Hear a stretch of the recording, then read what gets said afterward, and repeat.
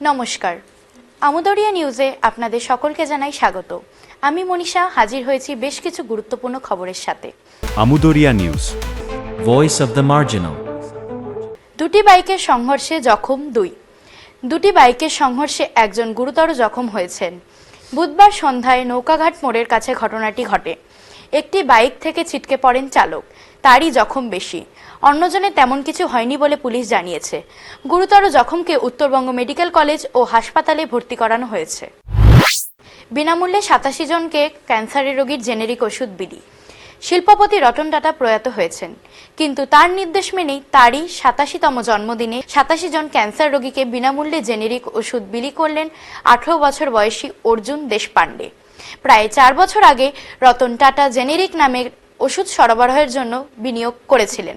অর্জুন জানান, রতন টাটা তাকে অনকোলজি ওষুধের দিকে মনোনিবেশ করতে বলেছিলেন। ১১১ বছরের কারাদণ্ড ধর্ষককে। ৫ বছর আগের এক ধর্ষণের ঘটনায় দোষী সাব্যস্তকে ১১১ বছরের কারাদণ্ড দিল আদালত। সেই সঙ্গে লক্ষাধিক টাকা জরিমানা করেছেন তিরুবনন্তপুরমের বিশেষ ফার্স্ট ট্রাঙ্ক আদালত।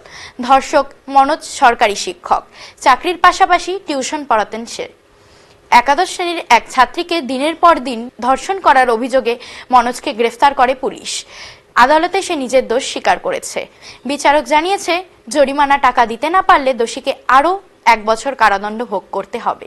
স্বামীর অপরাধ জানতে পেরে আত্মহত্যা করেন মনোজের স্ত্রী। এই মুহূর্তে আজকের শেষ খবর। কোচবিহারে হতে পারে সম্পূর্ণ মহিলা চালিত রেল স্টেশন। সব ঠিকঠাক থাকলে আগামী আন্তর্জাতিক নারী দিবসের প্রাক্কালে উত্তর পূর্ব রেল এই এলাকায় সম্পূর্ণ মহিলা পরিচালিত একটি রেল স্টেশন চালু করতে পারে। রেল সূত্রের খবর, উত্তর পূর্ব সীমান্ত রেল সম্পূর্ণ মহিলা পরিচালিত রেল স্টেশন তৈরির কথা ভাবছে। ট্রেন চলাচল তুলনায় কম এবং যাত্রী সংখ্যাও তেমন বেশি হয় না এমন একটি স্টেশন বেছে নেওয়া হবে।